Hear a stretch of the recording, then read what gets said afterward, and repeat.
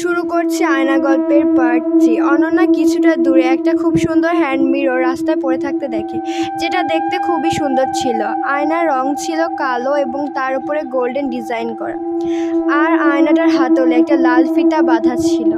আয়নাটা অনন্যার খুবই পছন্দ হয়।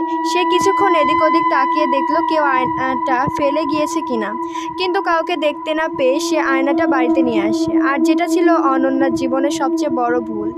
সে জানতো না যে এই সামান্য আয়নার কারণে তার জীবনের কী করুণ পরিণতি হতে পারে।